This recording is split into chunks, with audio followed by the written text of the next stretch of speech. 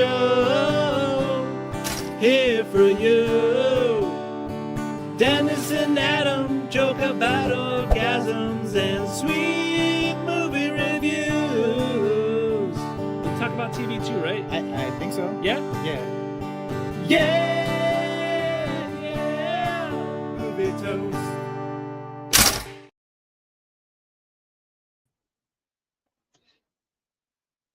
Oh. Hey there, What's Toasty. up? Woo! That was a mad dash. Forgot to That put my was. headphones in on that. I apologize. There's a chance for those of you who are watching us live, you might not have got the theme song there. I don't know. Adam? I didn't catch it on my end. Yeah, it was playing with the video, but it's weird. Oh. I feel like your audio is now coming in different from what we were just talking. My video sure is now gone. It's glitching. Yep. Okay, Yep. fun. We are killing it. We are crushing it, folks. Toasties. Yeah. We're not going to let all these technical difficulties get in the way of episode 229 because we got a lot of shit we got to talk about today. So I guess, first of all, we should jump into our main segment, not our fuck. First of all, we should get into a little thing we like to call news. Gather round, folks, it's time for the scoop. Tune your ears in, let's join the loop. All right. As this little banner you see down here tells us, it looks like there's some A24 news here, Dennis. Right before Thanksgiving, A24 and Barnes & Noble have teamed up for an A24 shop experience with a dedicated area promoting the studio's work. It'll be at the following locations. In LA, it's at the Grove. New York at Union Square. Orlando at Colonial Plaza Market Center. Bloomington, Minnesota at the Mall of America. Oak Brook, Illinois and Oak Brook Center. Portland at Clark Mass Town Center Mall. Seattle at Washington Northgate. I thought that might be you, Portland. San Antonio at it just says San Antonio, and Troy, Michigan, somewhere out there. So if you got Barnes & Noble at any of those places, go and check out all that A24 has to offer. I don't know. Essentially, all of the bookstores left in America. It's yes. Right. No, that's cool though. No, that's cool. Yeah. It's like, why not? Like, give it a shot. Like, see what happens. I mean, they already kind of have Criterion Collection. I feel like they have a good series. Yep, I was just gonna say that's usually a lot of stuff that's bundled together. I'd like that. I think A24 easily has enough to offer for them to do the very same thing. And now because I think not only that, because they have books and like soundtracks and merchandise. So it's like, why not? They're a big enough name. People know A24, even if they're not movie buffs. I feel like, hopefully. Oh yeah, it's that. Yeah, the name has definitely risen above their initial that initial status that they had. So yeah. Yes. All right, I'll check that out. So if you're back home ever for any of the holidays, Dennis, if it's still there, you should definitely check it out and report back to us. And if I'm ever at any of these places, doubtful, I'll check it out at my end. But not traveling anywhere for this. All right, up next. After working together on Army of the Dead, Zack Snyder and Tig Notaro are reteaming to make a hot lesbian action movie called Deviants. As now, Tig Notaro says it'll take place back in some old-timey days and deal with some closeted deviants. So, I don't know. And it's not me saying a hot lesbian action movie. That's how it's being described. How it's being, yeah. I mean, I assume that's what you're. No, awesome, because she was a badass in that movie, and she's hilarious. Great talent as a comedian and as just a performer. She crushed it in that movie. I thought that was great. That character was great. 100%. Like, apparently, from being in that movie, people have come up to her and like calling her a sexy badass and stuff. I'm like, all right, I guess, sure, why not? I mean, she was badass, so I can't deny that. Hell yeah, and talented. Cool. So, all right, I'm intrigued to see I'd check that out. Shit, yeah. Cool. Yeah. All right, up next, Leslie Odom Jr. is writing and starring in a horror movie which will explore Sammy Davis Jr.'s connection to the Church of Satan. Do you know anything about this? No, I wish I Me did. neither. Oh my god. Apparently, Rolling Stones put out an article about this, and like apparently he was close with the creator of the Church of Satan, and something happened, one thing or another, and they split up. But this is being sold as a horror movie. I'm Like intrigued by this. Anton premise alone. LaVey or Yes, that's the yeah. one. Because Oh, apparently he interesting. was a musician at one point before Uh-huh. opening the church. Yep. I may have But read I about the feel guy like before. really, what do you know about him? I know nothing about this guy. Like, Just that like there is what was it in college when we were in college we found a card or something somewhere, and that just like sent me down a rabbit hole of just like reading shit online, and that's as far as it ever got. I never signed up for anything, yeah. trust me. But I don't know why I'm having like Scientology thoughts. Like, do you think in like 20, 30 years, someone's going to make a movie about Tom Cruise and Scientology like this? Like, seems similar. Maybe if the church doesn't exist anymore, but That's if they true. still do, they're gonna do everything they can to shut that shit down. No, wild. Yeah, I'd fucking watch that. Yeah. That's okay. Right? Fuck yeah. Cool. All right, staying in the realm of horror movies, it looks like James Wan is producing a new Paranormal Activity movie for his partners over at Blumhouse. Makes sense in my book, I think. What about you? What do you think?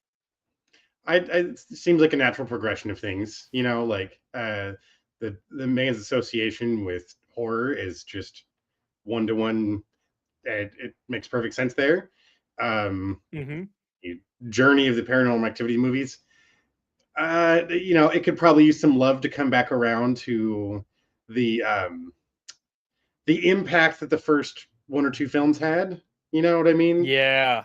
Back when it was scary and not just like, let's replicate what we've done in the past. Exactly. Or, and then and vaguely pushing the envelope with a couple of shock value sort of things when you're just waiting an hour and a half, 2 hours to get to that thing that's supposed to shock you. No, I get the novelty being worn off, but I think with a talent like his, probably get an interesting new perspective on the found footage ghost story. So I can't say I've seen any of these movies since the second one, but I feel like you're saying he can bring fresh air into it. That I think I would check it out probably. Mm-hmm.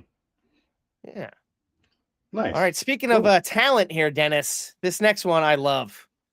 Vin Diesel is going to be writing, producing, and starring in a Rock'em Sock'em Robots movie, where he plays both robots. We already had the Rock'em Sock'em Robots movie, though. Real Steel. Yes, Hugh Jackman did it was a heartwarming tale. What do you think his family's gonna bring to the table? And it's funny, I believe it's Hasbro, the president of Hasbro is like, oh, Vin is such a great creative. He's written great things. It's like, if you look at his IMDb, he's written like 4 things back at the heyday of like the first Fast and Furious movie that nobody's ever heard of.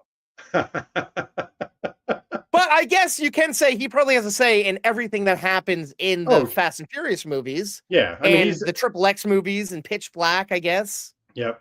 No, I mean, I could see that. But what was that last like superhero-y anti-hero movie we've reviewed? The Last Witch Hunter that we were talking about, the sequel for that one? Futuristic-y one or something. Like, what was it about? Oh, God damn it. I can't. I'm looking it up. It wasn't. The one that I think I know what you're talking about. Bloodsport, the one I saw right before the pandemic shut down all theaters. Or is it? Yeah. Yeah, I think that is it. I think it was a fun little movie. I remember the action being cool, but I really don't remember the story. So yeah, anyway, not to derail from this story, but it's. I mean, it. I guess why not? They're just stretching. They're like, Barbie was a hit. Let's make everything of property these days. Why not? Well, I mean, at least they're off the let's make every board game into a movie train for a moment. You know, that's going to come roaring back probably after this. Well, I mean, right now the moment is video games. Let's make every video game into a movie. And hey, at least it goes to show a few of them do kind of deserve that treatment, and they're flourishing in giving him that look. So especially as a series. Yeah. So, which in a couple of days we're getting season 2 of Fallout. So, oh my god, I'm something's going right. excited. And Jonathan Nolan says they're aiming to shoot season 3 in the summer. So, the train tracks are laid out. Let's get more of this shit coming. Right, you've already got the fan base going. So, especially now knowing the next location we're going to is not only fan favorite of the game, the core gamers, but now we're getting to see all the heroes that we've met, who've come to know and love in the first season. We're getting to see them really go fucking full tilt on an adventure together. So, which we kind of got towards the end of the last season, but now we're getting it in full force, which is nice. Exactly. We're not having to waste time. Well, no, waste time, but you know what I mean. Getting to know everyone. Building up to it. We're already there. Exactly. Well, we get a couple characters, a couple new faces, but yeah, sure, I'm a good amount. But I don't know. To close the books on this, does any part of this intrigue you? To me, not really. I like Vin Diesel in certain things, but writing, producing, I don't know. Rock'em sock'em. All right. I'm about as excited for this as I would be Battleship 2. So. Rihanna will come back and Taylor Kitsch. Let's do it. Woo. All right. Scarlett Johansson will be starring in a new Exorcist movie that's being written and directed by Mike Flanagan. We just got an Exorcist movie from David Gordon Green that was supposed to be the beginning of a franchise for Blumhouse, and that tanked, and he's out, and now they're bringing in Flanagan and Johansson, and I feel like we haven't really seen Scarlett do a horror movie. Do you think this will be a good match for her? I don't know. I gotta buy it. That's the thing is, I guess it depends on what kind of character archetype she's being written into for this story. True. Because I'm sorry, she's just spent the last 10 plus fucking years being a badass. So yeah, I don't know how well the possessed damsel in distress situation we're gonna be. Is that even it? Am I completely missing? I feel like she's moved beyond that. Like badass in Marvel, badass in Jurassic World. She could do anything at this point. She's in some of the biggest movies of the past 20 years. She is. Why do this? It's no denying that. Yeah. But I think it's just like you said. It's probably interesting to change it up a little bit. True. Go through a slightly different experience. Very different experience, I guess, depending on what route they take. I'm guessing based on I don't know what if this is the artwork that's even used. Yeah, I wonder if it's going to be. Is it a period piece? I wonder, or is it? That's what I'm saying. I wonder if it's a period piece or if it's going to be a modern day telling, because I believe the last Exorcist film was modern day. So I don't know. Yeah, it could go either way, I guess. And she's going to do a good job. Mike Flanagan. Yes. Yeah. Yeah. So it's like a top-notch horror director, top-notch actress. Hopefully, it equals a little bit of an audience going out to see it, but I feel like we don't need another Exorcist. Let's make another horror movie. I'm tired of these. Oh, the last one tanked, so we're going to try it again. I'm like, or pretend like it never happened. Learn something from your mistake and maybe make a different movie. I don't know. That's not a bad choice either, but yeah. We shall see. Sticking with Scarlett Johansson, a couple of episodes ago, we were talking about the fact that she was in negotiations to star as the main villain, Mother Gothel Entangled. Sorry, I forgot what the fuck the name of her character was. And it looked like she was the momentum to get this live action Tangled movie back on track. But now it looks like she's not going to be starring in it. So I don't know if this movie is going to happen.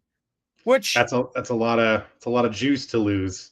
Was there anyone else cast? Oh no, just her. Oh dude, yeah. That's if the richest woman in Hollywood decides to back out, you're probably not doing too well. Yeah.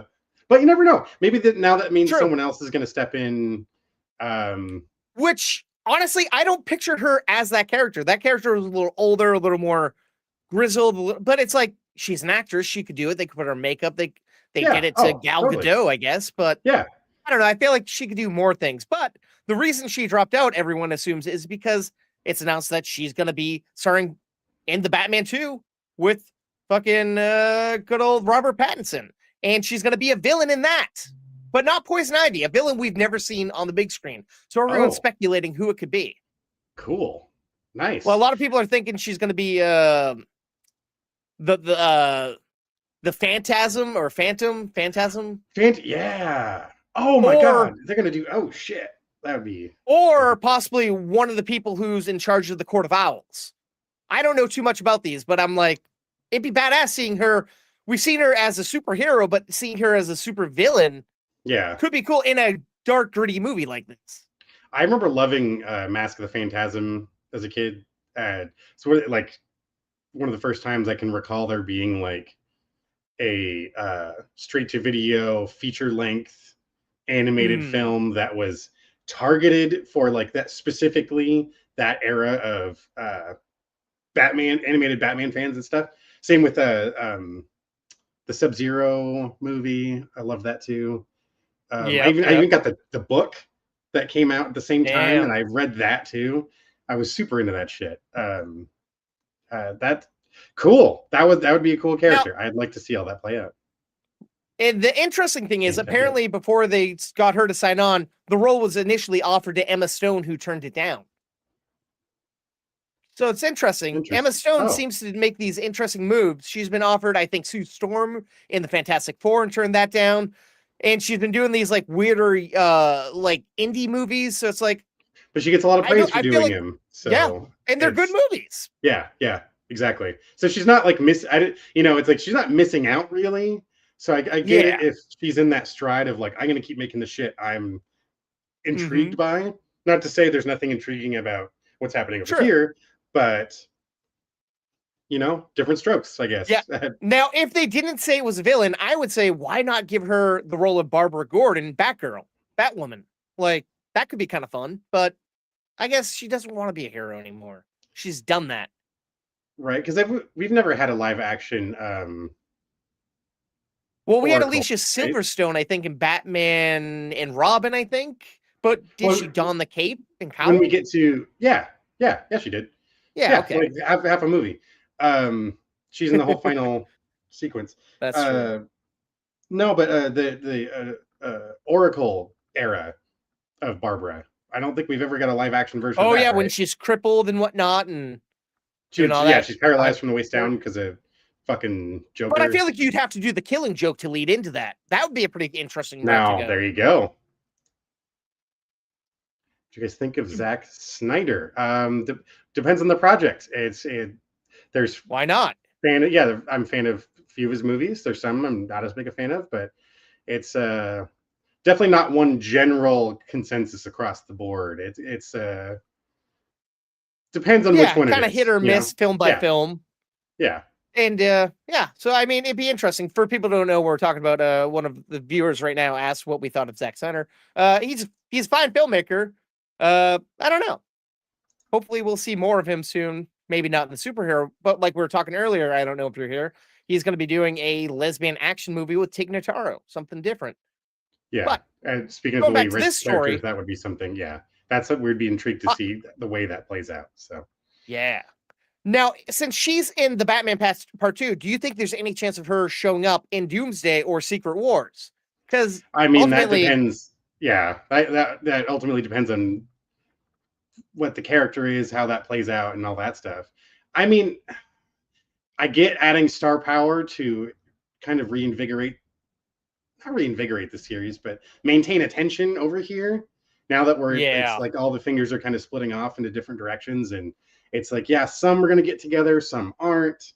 So in the long run, they want to feel out the audience and see if they can. I feel like her death was very impactful in that last film, but we know people aren't always dead in superhero movies, especially with the multiverse and all that shit.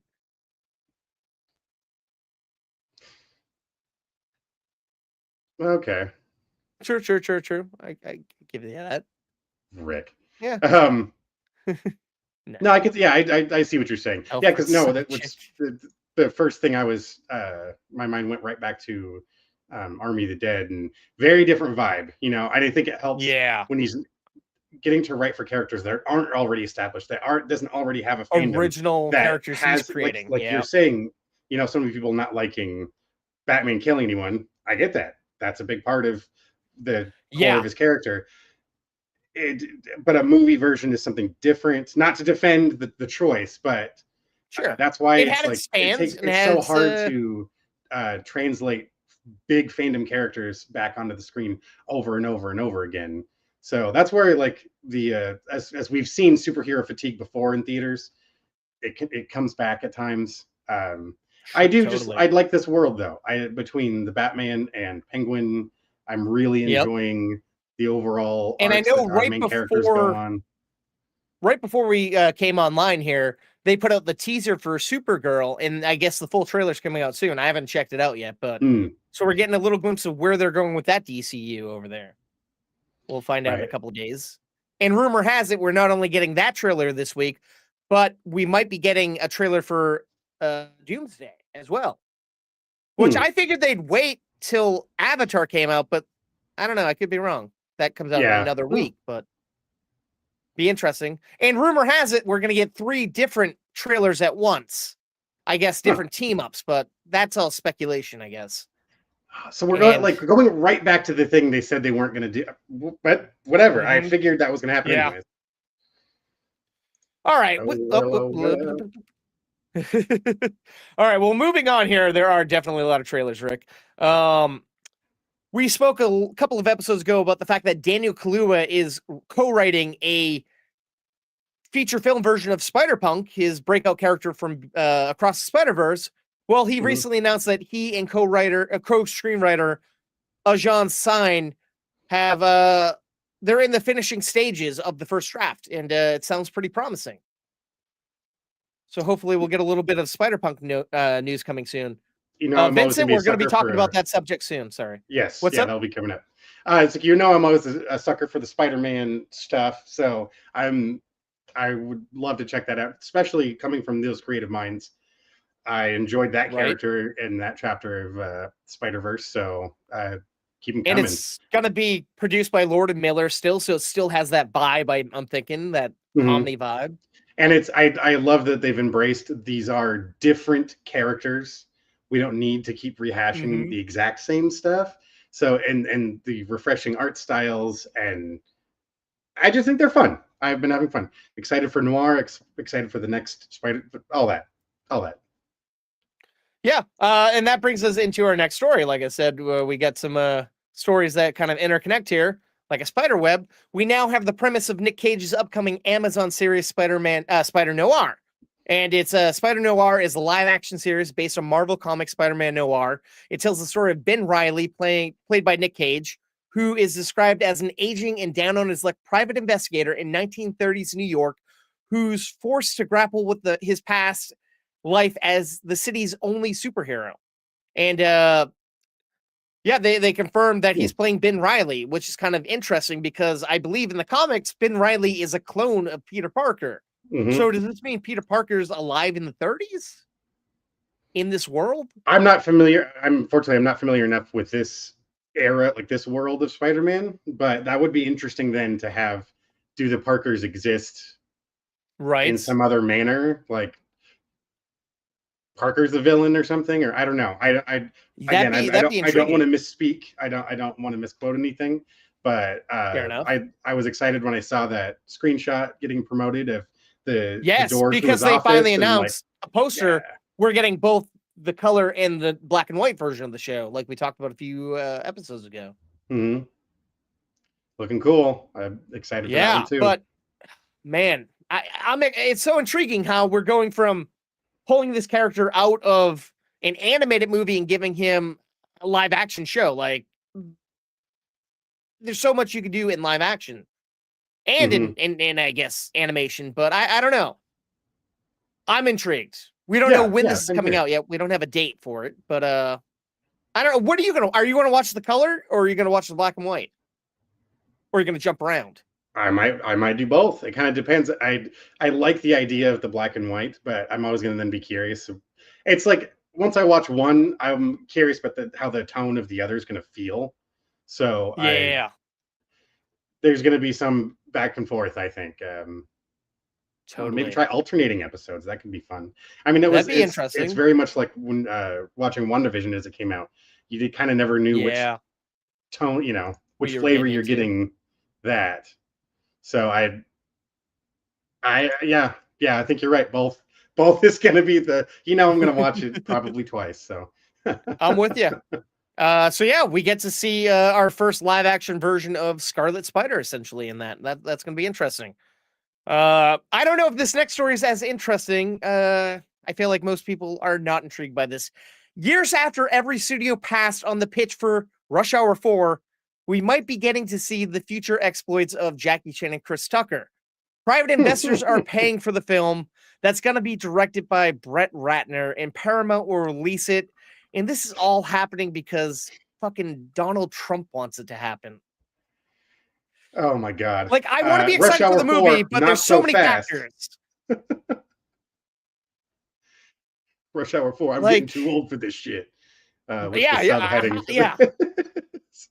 Like Jackie Chan looks like he's on death's door. He can still kick ass, but Chris Tucker isn't as young and spry as he used to be. And I hope this isn't a passing of the torch to younger audience. Like, I don't know. And just Brett Ratner coming back. He's been canceled. Movie. It's a great film series, but I would like another 4 or 5 more Rush Hours.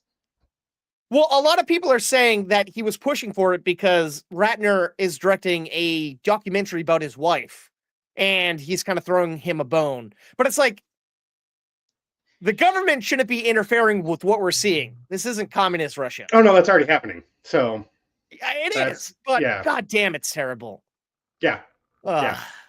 No, I want to see a Rush Hour 4. I don't want it because the president wants it. I don't want it because directed by a fucking a Me Too guy. It's like, what the fuck?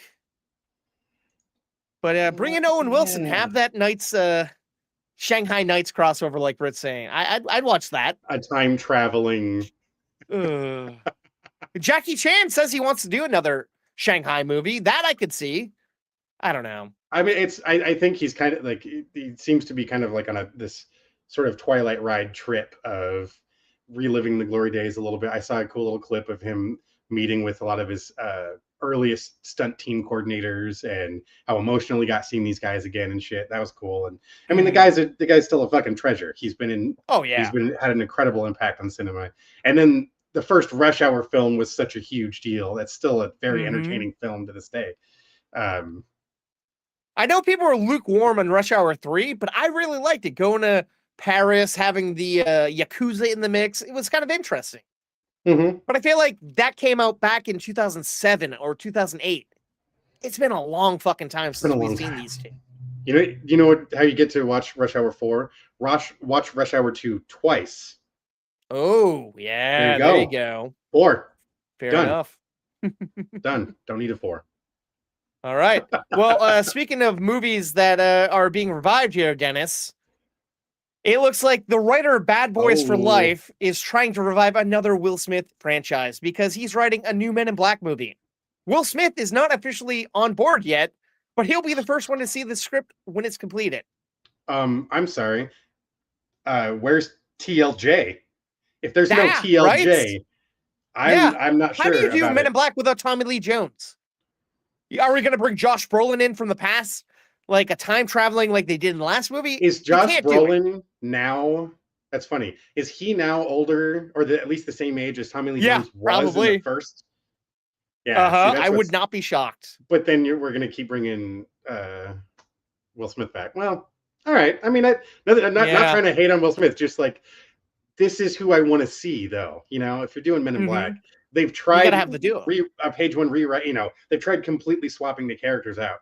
That movie didn't. Men in Black International was a flop. Nobody, I saw it and I was so bored. The trailer looked bad, but I'm like, I got to give it a shot.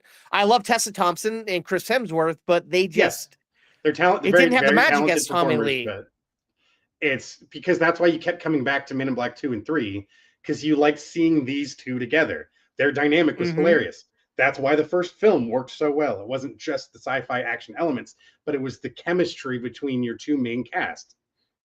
We've And honestly, like we were used that. saying, Chris Tucker and Jackie Chan are a little old, but I feel like for Men in Black, Will Smith and Tommy Lee Jones, it can still work for them. Because Yeah, they're not doing crazy over the top stuff. They're You would need to. reacting. They can just react and do a little bit. or more of the bringing in the next, True. Passing the the next people, torch. because it's Very always cool. I feel like it's always like kind of referenced that occurs, but we never actually Yep. see it play out. You know what I mean? True. The end. I of mean, the we first kind of, it's one- interesting because we saw Jay bring on the woman from the morgue at the end of Men in Black 1, but she wasn't around for Men in Black 2. And in the That's what I beginning, we mean. had him getting rid of Patrick Warburton because he didn't work out, and that they had to go back to Tommy Lee Jones. So yeah, maybe actually seeing that taking place and not just like seeing someone being hired, because I guess we did see Jay going through being recruited, but we didn't see the previous guy. Yeah, I don't know. But yeah, I want to see these two trying to teach someone. Like I want to see them Yes. butt heads over which is the better plane of attack. It's like Jay, And then you got these young were gone kids for who are so like, oh, long. you both are doing it wrong. Exactly, right? A whole new generation, blah blah blah. I don't know. Maybe there's something in that, but Yeah, that could be interesting. I want to see those two again. I know But it's fan service, just but so be it. The fact that they're writing a movie and neither star are on board yet, it's a little weird. It's probably gonna go away. I don't know. Yeah. It's definitely not something I'd hold my breath for, but The one I really wanted was the MIB 21 Jump Street crossover, but that's never going to happen. that's right. Oh yeah. Yep. Oh, there's a few other crossover things just like that. Okay, Rick, I gotta post that one. Yes, Hannibal Burrs in a reboot. I'm sorry, but I would fucking love that. That could That'd be fantastic. Yes, I just was that monotone, just like holy fuck, as he sees, that realization the first Oh time. man, he's is got that an alien like, that just went by? Shit. That would be great. Well, then, all right. So then, who would be your K? I'm curious. Who's across Hannibal Buress? That would be because you gotta have that balance of. And then if you're already, but I feel like it has to be someone a little more live roles? wire and older, right? Yeah, or like is K now going to be the one that's the wild card? And if you're going to reboot it, there's yeah, you guys are listening. Well, keep praying, buddy. But keep praying. Oh man, that is interesting. Who would be the K in that situation? Yeah. Later That's in the its episode, own I'll probably think episode. of something. Yeah. Oh, dude, yeah, give me some Black Jesus there. Christopher Lloyd. I think Christopher Christopher Lloyd. Hampton. Christopher Lloyd would be great, man. I mean, but like in a he's motorized kicking ass, scooter. But he had some action scenes in Nobody and Nobody too, so it's possible. Oh, true. And he's a live wire, but Mark he's Hamill? so fucking old. That'd be hilarious. All right, well, moving on. Leonardo DiCaprio claims that he will not be appearing in the adventures of Cliff Booth. In fact, this is what he had to say about it. There were some talks about it early on. Ultimately, I cannot wait to see the Cliff Booth story. But I'm not in it. I think David Fincher's the perfect man for the job. Quentin is a huge fan of his work. I'm a huge fan of his work. And there's nobody better to carry on the lineage and tell that story. I think it's the next phase of Cliff Booth's life. I'm excited to see it. Do you think this is bullshit? I feel like he's probably going to pop up, and this is just trying to... Oh, he's trying like, be a to surprise. Tom fucking whatever Spider-Man this thing. Not Tom Holland. Any of our Spider-Men from the past. Well, yeah, because he's the one that Tom Holland is the one he kept saying, Tom I'm not in Holland it, I'm not in it, yeah, I'm not yeah. in it. Then he's in it. Well, Or no. then Tom accidentally- Holland's in it. Oh, It's yeah. We're talking about I'm getting yeah, my bad. why do we not fucking know our Spider-Man anymore? Let's pull a Hitchcockian Oh, man. cameo. I mean, God damn it. possibly. That's the thing. I don't Tobey know. I think Maguire.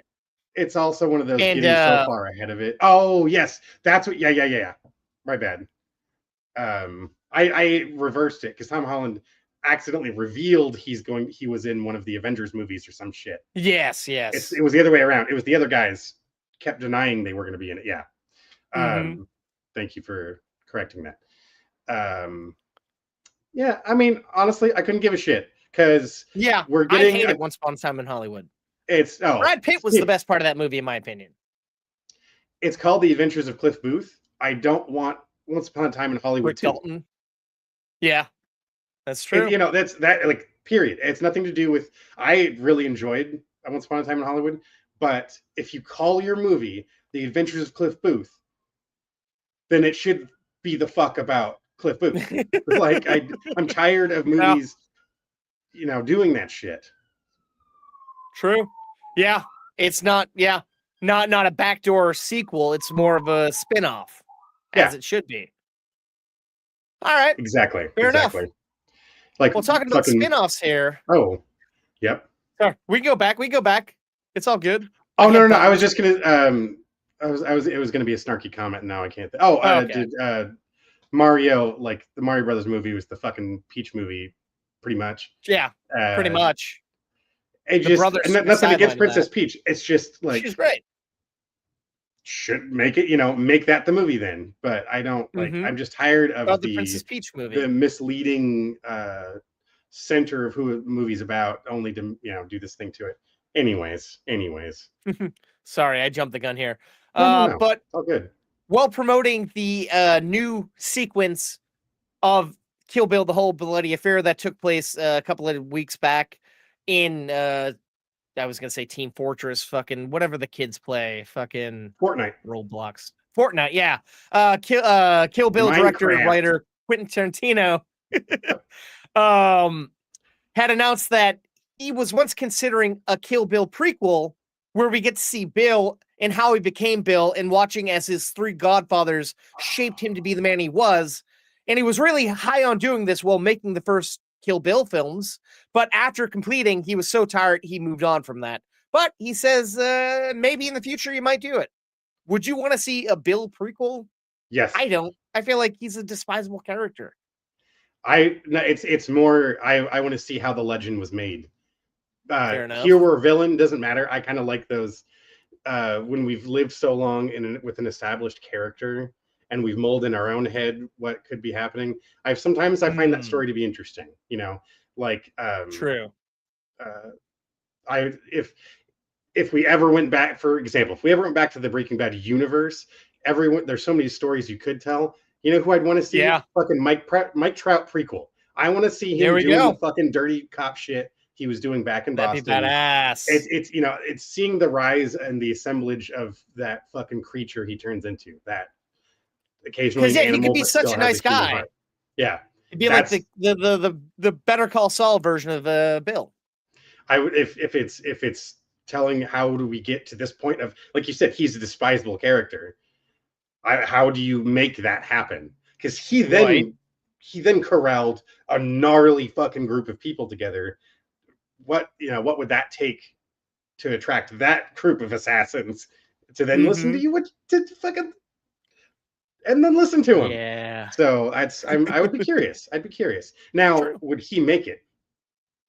That's the question. I mean, clearly it wouldn't be his last movie, but I could see a series of this possibly. Like we said, yes. Ooh, a miniseries. Seeing him in the TV world, or a novel, perhaps. Oh, I would. Yeah, I would read that. I'd read that. Yeah, but I gotta say, I'm a little ashamed. You and I both live in cities. We each live in one of the 8 cities where they're playing the 70mm Whole Bloody Affair, and I don't think either one's seen it. I was gonna go see it today, but the theater that's playing it was only playing it digitally. And then I'm like, do I want to spend $28? So I'm going to see it Tuesday for $5 digital, but still getting to see it. But yeah, not on film. No, 70mm would be awesome. Yeah.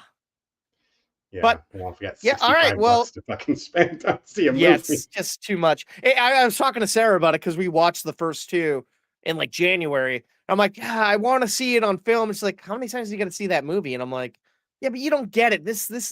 I believe it's playing at the probably New Bev or the Vista, if I had to guess, Rick, in Los Angeles. His preferred theaters. Yeah. Well, he I think owns both. Owns. Which, Oh yeah. Yeah, at the Vista, I think he has a Jackie Brown or not Jackie Brown, the actual actor, a Pam Grier coffee shop now, which I wish was existent when I lived out there. Awesome. But all right, sticking with Quentin, he recently put out his top 20 films of the 21st century. Do you want to plow through these really quick and see if we agree with any of them, or is that too crazy? We can move on. We don't have to. All 20.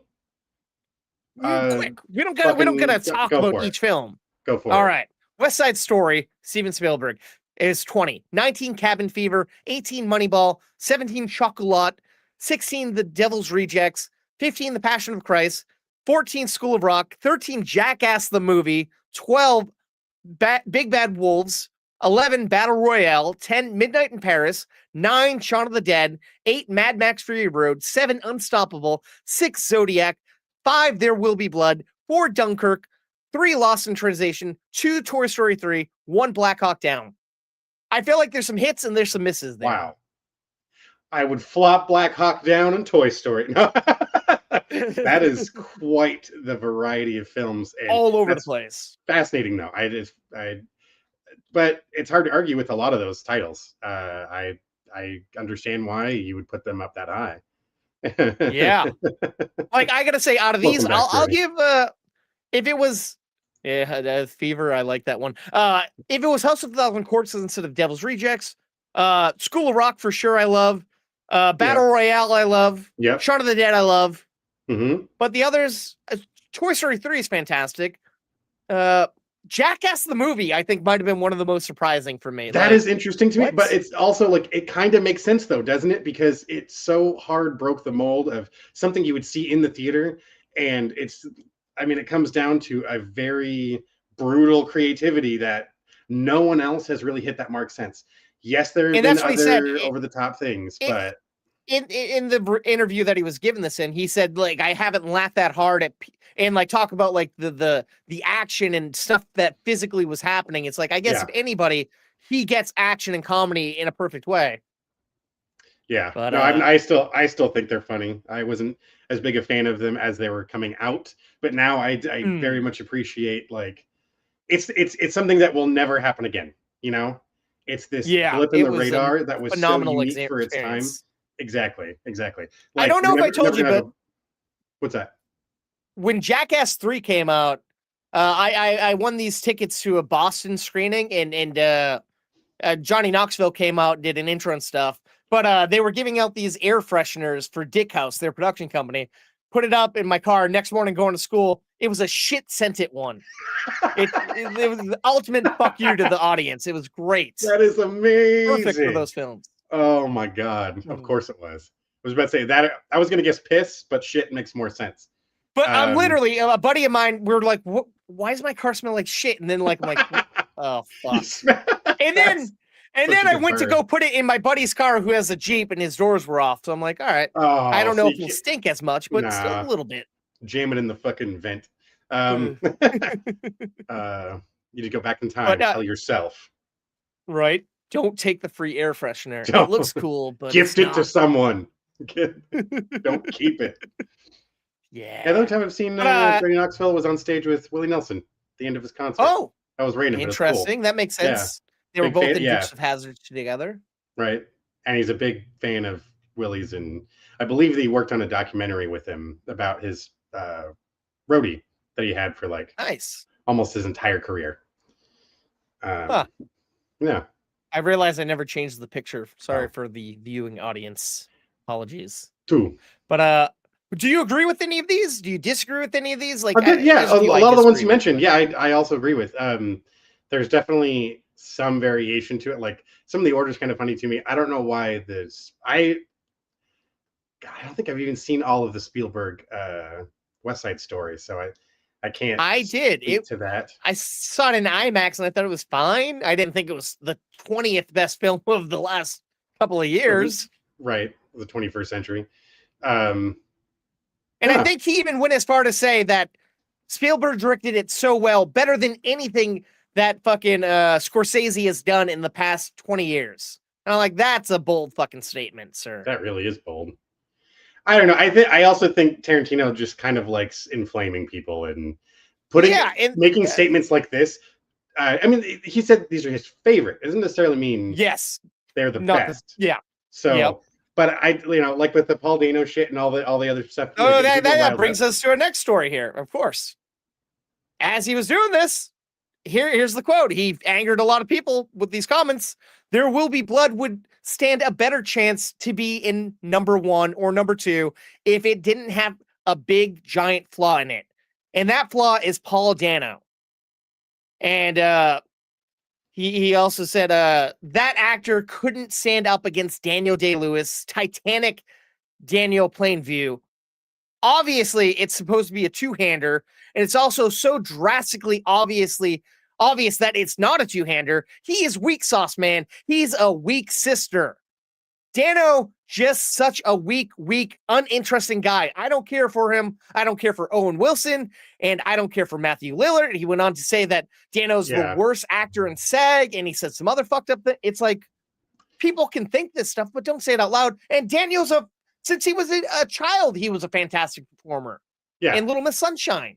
All the actors he listed, I totally disagree with, because they've all had incredible performances and things.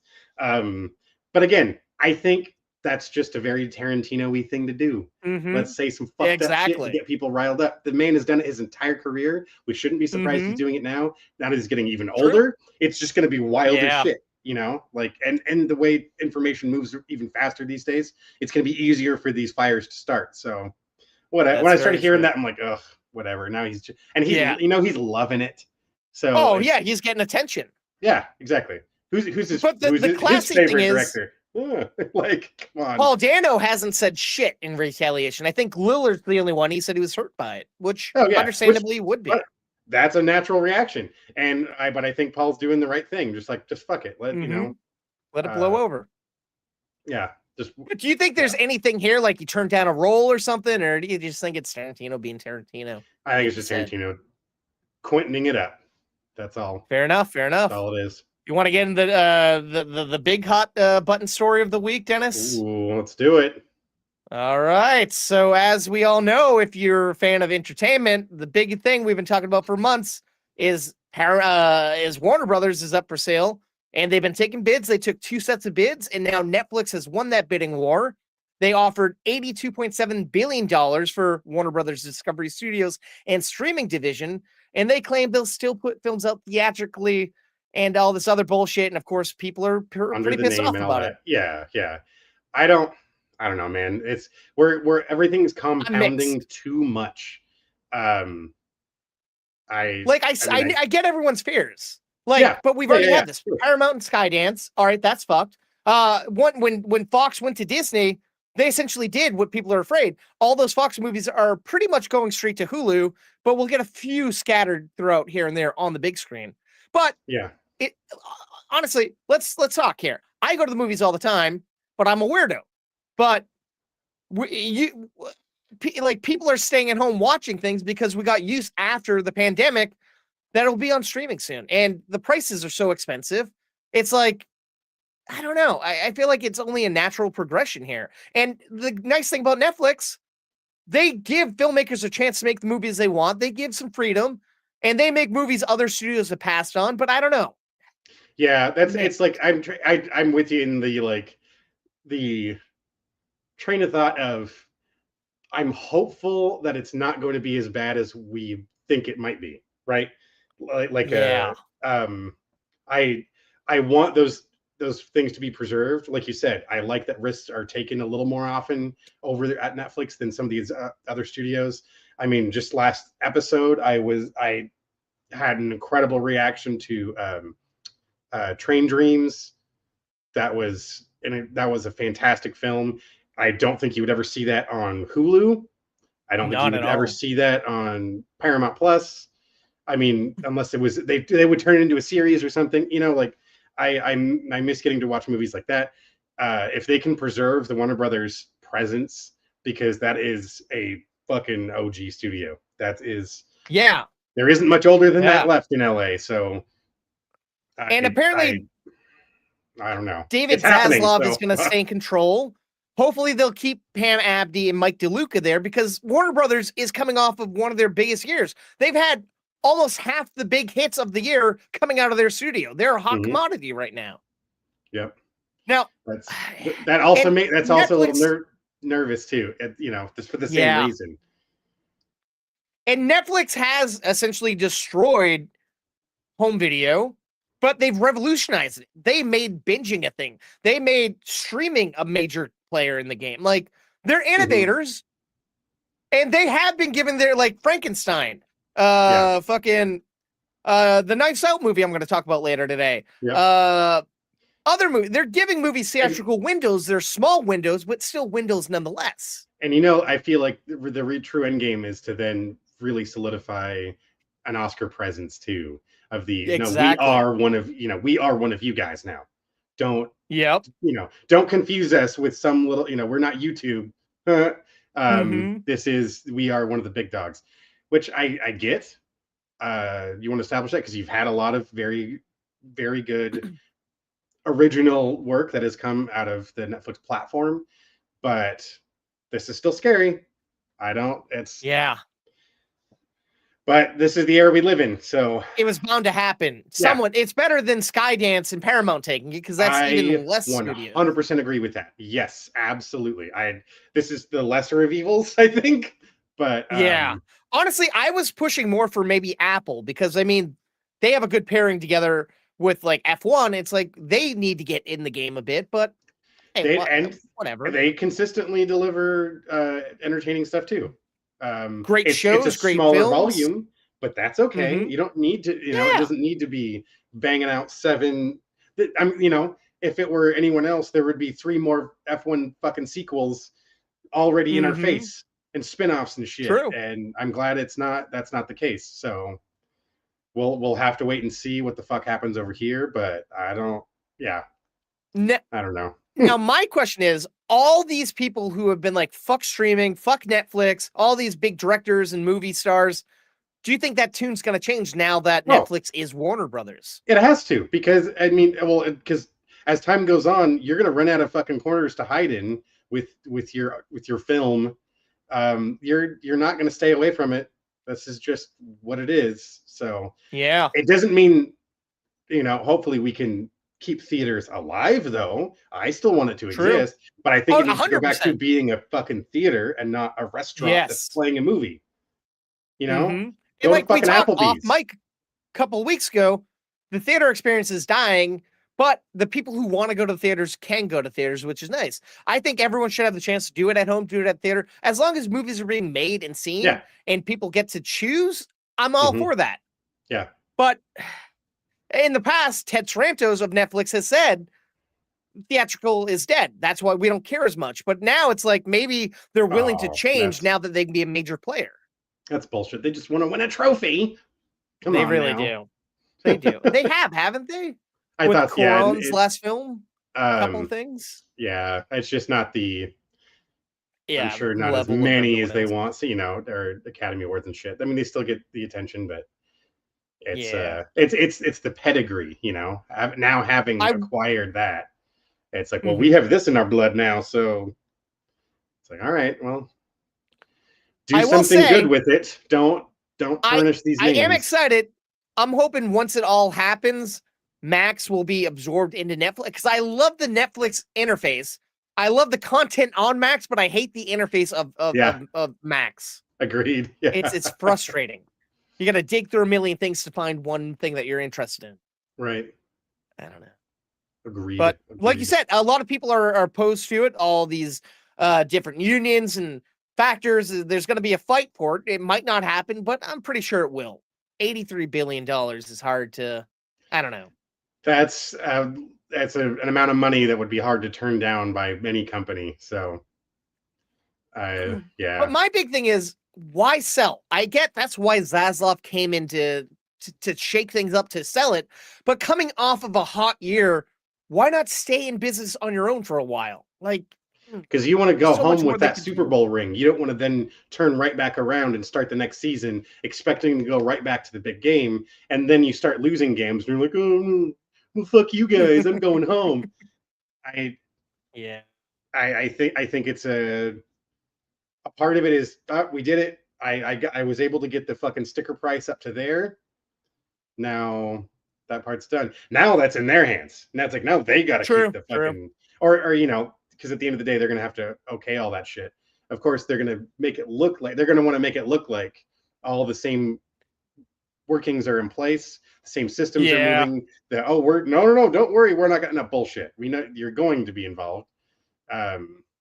Like, you know, going back to you talking about Frankenstein, you wouldn't have a juggernaut film like that getting released without you kind of coming, you know, it's like, no, we are going to be one and the same in big studio formats like this.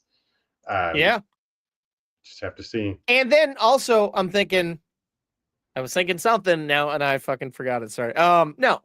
It's interesting because a lot of people were theorizing that like Zack Snyder was behind this and that once this happens, the Snyderverse will come back. There's no way in hell that's happening, folks. It's over. Dark day in hell that's happening. Hopefully they don't ruin the Legend of Batman, but you very well could. Video games, yeah. Warner Brothers video games, I believe. Well, they're not buying everything, but I'm pretty sure. Isn't it? Wasn't that part of the thing? Because like Warner Brothers music is staying alive. Yeah, and theatrical, I believe. It's like there's terms to how all the other things, because like in animation, I believe that's all staying in motion. Yeah, it's because they're gonna sell more stuff off in the next half of 2026. But I don't know if you saw the story. It was interesting because Paramount was so gung-ho and sure they were getting it that they flew out one of their top execs to the set of Resident Evil to talk to Zach Krager about making a movie in the DC universe before they even had their final bid in. Like, how fucking ballsy is that move? Like, come on. We'll just have to wait and see. Yeah. All right. Well, moving on, something a little more brighter, Dennis, that we can both be excited about. In celebration of its 50th anniversary on February 19th, 2027, fans will finally get to witness the original theatrical cut of Star Wars on the big screen. We've been dying for it. Now we're getting it. That's, what is it? The closest we've ever got was that bootleg that was assembled by fans that there was several episodes back. I'd mentioned watching it on some weird third-party app that like it would get kicked off and they bring it back, and that was fantastic. I thoroughly enjoyed that. But I believe, I don't know if, because that was always a part of the problem, is the actual original theatrical release is actually really hard to get a hold of. Like there's only so many copies of those prints left. So that was pretty fucking awesome. I would like to be able to watch as it was released back then. And then, you know, no New Hope, right? That was all added later. It was just Star Wars. So that would be, that's cool. That's cool. I like the nostalgia. I will say, I think as a test run, somewhere in London over at a festival a couple of months ago, they did screen it. So I'm thinking that was like a test run to see how the audience gauged it. Because it's going to be rough. Like, we don't have all the fucking touch-ups by CG, but that's what we want to see. We want to witness it the way everyone did. It's for, if I want to listen to a song on vinyl, then I want to listen to it on vinyl. You know, like that is its own texture and tone, and it's all the imperfections add to that sort of warm, fuzzy feeling you get when you're listening to something in that format. Just like what watching that would be. And you're 100% correct. That isn't going to be for everyone. There's definitely going to be people who are going to be turned off by it, but who can still watch all the remastered editions on Blu-ray, Disney Plus, and whatnot? Why not? I mean, shit, you can scroll through also, you know, right here on YouTube, or I see it often on the Star Wars subreddit of people combining all the different edits into a single frame, so you can see the differences and just how much they've changed the movie over time. As much as you think that you're still seeing the same thing. I mean, they fucking changed the Greedo Han duel 3 times at least. Yeah. So it constantly, even the dialogue and the subtitles has changed over the years. God. It's but it's all those things, you know. It's just fascinating how much Lucas tried burying this, and Disney is like, "It's ours now, bitch. We're giving the fans what they want." And I think we're at it's the age group. The audience has now it's looped back around. It's an older audience still. You know, True. like we're not. This isn't doing this isn't introducing a new audience into it. I'm sure some people will be able to do that, but this is for an already established fan base who want to go back to those days. You know, 100%. Yeah. So I don't know. I'm gonna be checking this out. I'm pretty sure you'll get out there for that. Like this is something big. Yeah. I'm excited. But that's gonna take us to the end of the old news section. But there's another thing that we can talk about here, Dennis. A little thing we like to call polls.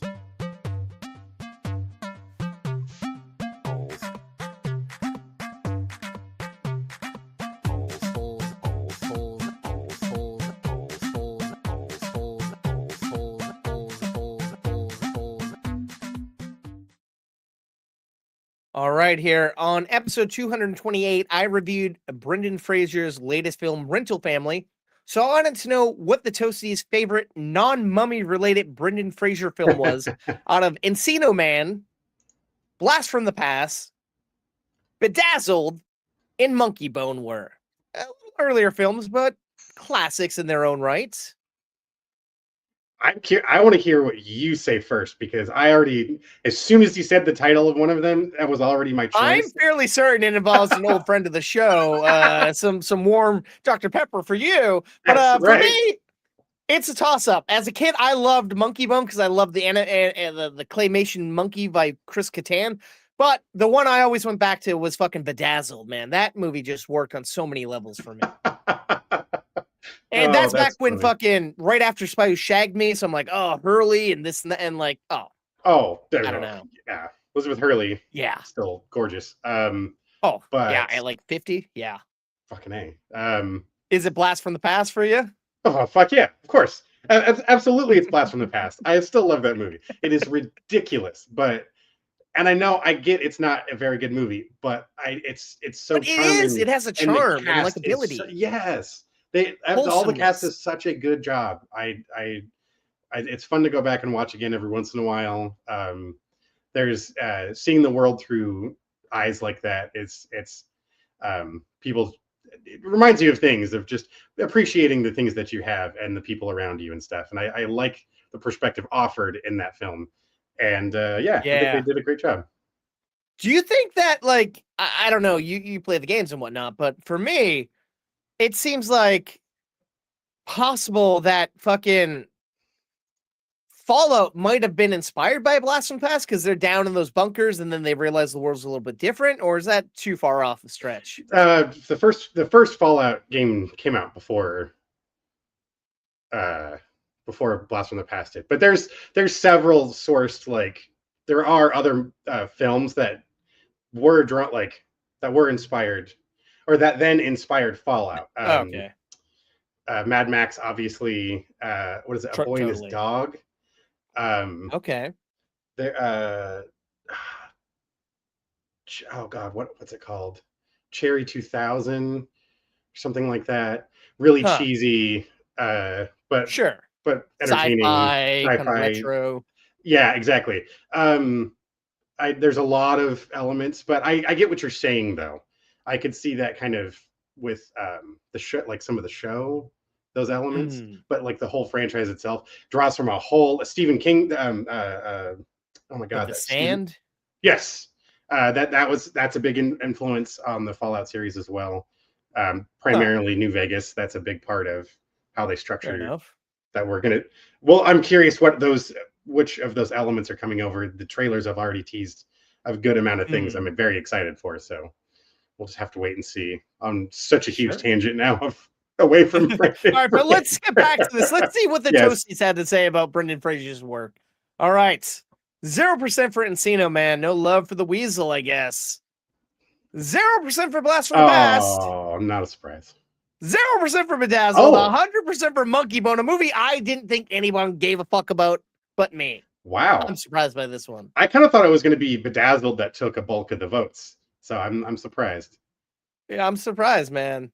Huh. But it's interesting. Right. Yeah.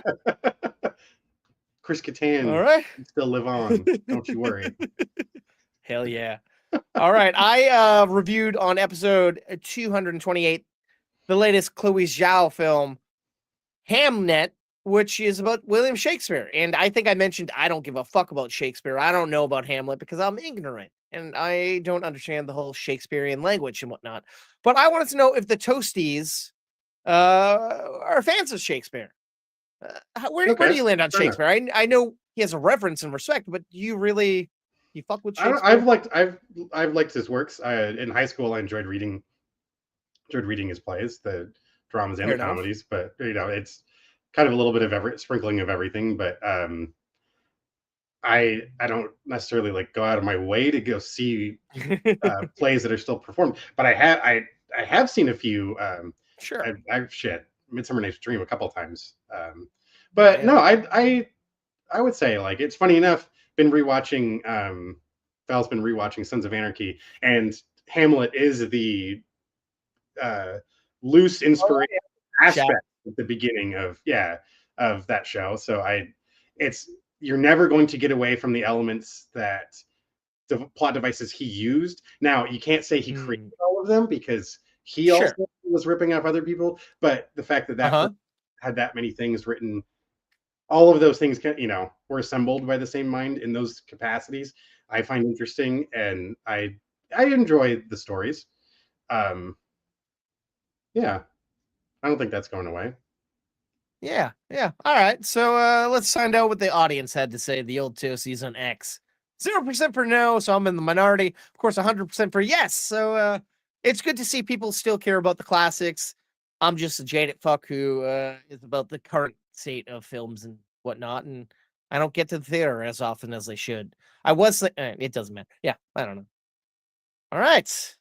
Does that surprise? That doesn't surprise you, I imagine. No, doesn't surprise me at all. Surprise me. I this think is kind of a lame poll here. Sorry.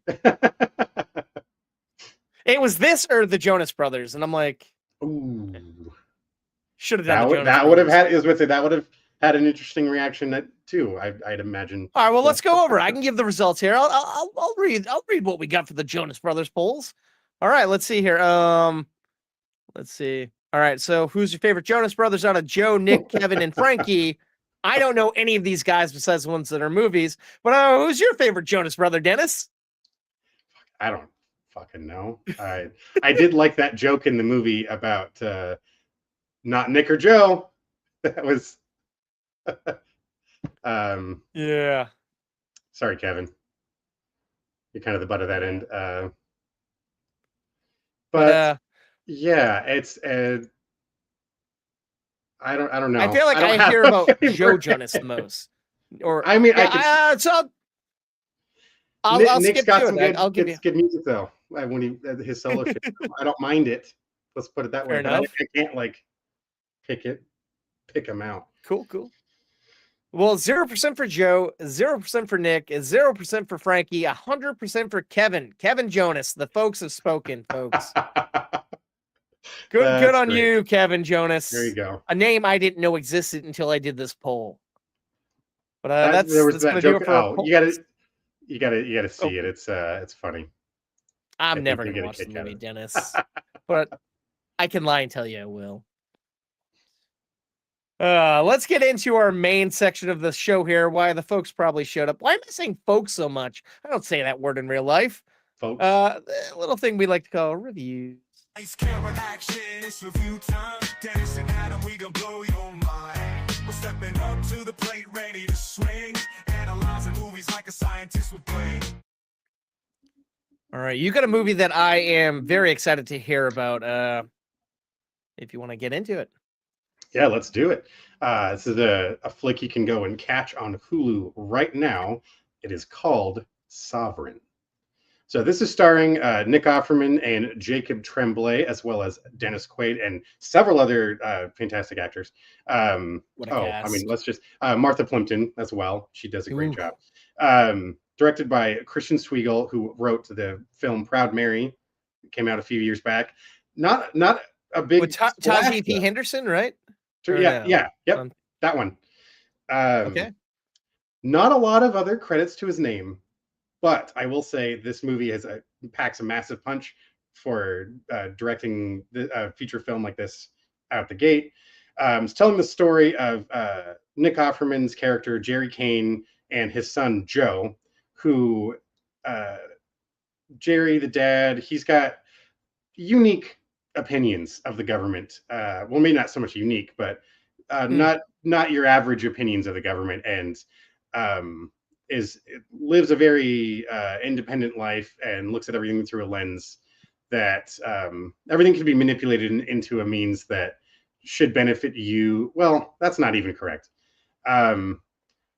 He believes in the sovereignty of individual American rights, and he drives around the country teaching these classes of this is how you run circles around the banks. This is how you don't get foreclosed on. This, that, and the other, and yada yada. Well, simultaneously, it's happening to them. He's constantly going against the grain, which is getting them in trouble. Jacob Tremblay's character, Joe. He's got this front row seat to all this shit happening while he's trying to still form his opinion of how the world's working. He can't really live like a normal life because he's caught between two worlds, so to speak, where he's trying to kind of follow the example his father is setting before him. He wants to go to school, and he wants to talk to a pretty girl, and he wants to do teenage boy shit. Meanwhile, he's telling sheriff's officers to fuck off from their house and take care of their dog, while their dad's driving all over the country trying to make what little money he can off of this, what do you call it? These conferences that he's giving. It's interesting. I really like the tone of this film. It's while trying to offer these two clashing perspectives, so to speak. Dennis Quaid's kind of, you're seeing these mirrored parallels between the two lives. Dennis Quaid's the father or he's the sheriff in this county where his son has now just joined the force, and we're watching these two parallel stories kind of unfold together before it all boils up into this horrific, dark ending. But although the film's a slow burn, I could not look away. I really liked the score. It was subtle but moving, and I kind of like the unsettling tone to it all. Very sort of bleak cinematography that I still think can even make these naked trees and ugly sets look beautiful in their own way. Very relatable, very realistic. Everyone's seen people who've unfortunately been in situations similar to this, and it's just, I loved it. I thought it was a fantastic film. Nice. It's definitely not for everyone. It's going to be rough in some corners of it. I like this aspect of we're kind of seeing some people preach one thing, but then they turn around and do another. But very interesting, and I think a lot of people should go and check this one out. So as a kid, you just can't give too much away, even though you kind of see a direction it's going, even if you see the trailer. It doesn't paint the whole picture, and I like seeing all those gaps filled in. And even when you get to the end, there's a tragic beauty to it that I can appreciate. Yeah, I dug this. I'm gonna give Sovereign 3.5 slices of toast. It's at an hour 40 minutes. It feels a little longer than that, but that's just kind of how the pacing works. But I kind of, there's times I enjoy it, and there are times where I kind of want to get to the next thing, but that's probably just my own little thing about it. But I love the movie, and happy to hear that. No, yeah. Like, I was so excited to see this movie because it looked like Nick Offerman was getting to do something different.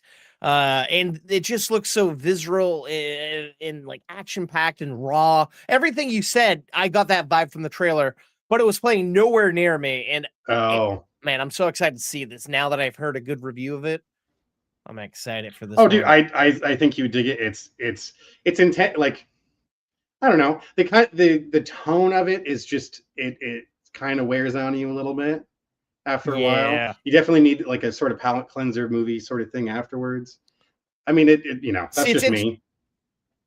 It's interesting because it kind of reminds me of a movie I reviewed last year, this Jude Law movie called The Order. It kind of gave me vibes of that from the trailer. Yes. I feel like those two together would be a good double feature from what I've heard. Oh yeah. Your point of view here. Yeah. No, that's a good point. That's a good comparison there. Yeah. All right. Well, I'm going to jump over to a movie that's currently in limited release and coming to Netflix on December 12th. I'm talking about Wake Up Dead Man, a Knives Out mystery. All right. This is the third movie in the Knives Out franchise, and it's kind of different. Each movie is different. The first one had its own vibe. The second one was its own like kind of comedic vibe on like a deserted island kind of thing. And this one is a little more gothic, a little more dark. So essentially it starts off, we see our main character is this young priest played by Josh O'Connor. He gets in an altercation with the priest in his current parish, and he's sent away to this little town that has this Monsignor who's a little rash, a little crude, and yet he has this like following of like select people that he likes and that worships him. And he's just a sinister guy, this Monsignor, played by Josh Brolin, who is almost unrecognizable here. Like, he kind of looks like modern day George Lopez. Like, he has long gray hair, a big grizzly gray beard, and he's just chewing up the scenery. And you can tell that he doesn't give a fuck about the job. He just is doing whatever he wants. And Josh O'Connor is just kind of like taken aback and a little worried about the direction he's taking this parish in, because he's seeing the negative sides of this Monsignor and the effects it's having on everyone in the church. And one thing leads to another, and the Monsignor gets murdered. And it's interesting because he's murdered behind closed doors in front of everyone. So nobody knows how he died. And there's so many different people who could have done it, who have motives to do it. And of course, they got to call in Benoit Blanc, Daniel Craig's inspector, to come crack the case. He's working alongside the local jurisdiction, who is Mila Kunis. And she's a little underutilized here. She doesn't get to do a lot, but it was nice seeing her again. I feel like it's been a while. Nice, And the other cast, the rest of the cast is great. We get Kerry Washington, Jeremy Renner, Thomas Hayden Church, Kaylee Spaney, Andrew Scott, and Glenn Close. Glenn Close might be the second funniest person in this movie. Now, Shit. It's crazy because she's normally this kind of a prestige actress who's like just so like in charge and like proper. Sure. But in this, she's just a regular lady. And you can't forget about 101 Dalmatians now. That's very true. Cruella, the original Cruella. That's yeah.